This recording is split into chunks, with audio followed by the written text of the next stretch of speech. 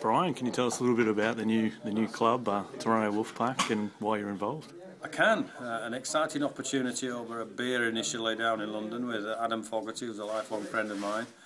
And then I was introduced to David Argyle, the owner, and Eric Perez, the CEO, and we moved things on. We discussed various roles at the Wolfpack and what they were trying to do. I was quickly ensnared with their enthusiasm and their passion to create a team in Toronto, and so it progressed from there. I signed up to help them the best I could. With Paul Rowley was identified as the head coach. He's a friend of mine, so I thought, yep, I can work with him, I can help him, I can hopefully try and stop him making the mistakes I've made over the years in coaching, the last 20 years. So it snowballed from there, and to today, in the launch, you know, there's a lot of substantial people behind the project, and wishing it well, and now the job starts in earnest of recruiting a team and getting a training base and making sure that the dynamics of travel and the logistics of this team can work.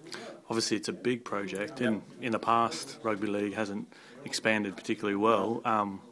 Can you take some lessons, I guess, from maybe the Broncos and the Crusaders? And we've certainly seen what's failed, haven't we all? And probably do know the reasons deep down why they failed, so there are some experienced head behind the scenes saying, well, you need to do this, you've got to have an identity, So I think the blueprint is there for it to be. So I think the game, we've got to sell the game, we've got to play a brand of football that people are going to want to see, and if we enthuse the Toronto public, then it's a winner.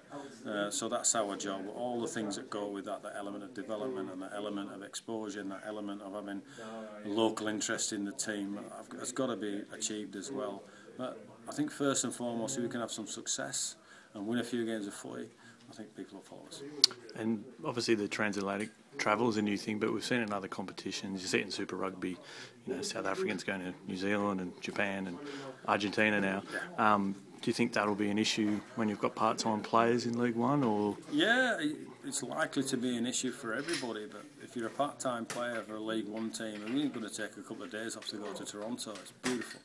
Beautiful part of the world and a life experience, and you get a game of footy at the end of the week as well, and before you come back. It's only 6 hours away, 6.5 hours away. It's not as far away as people think.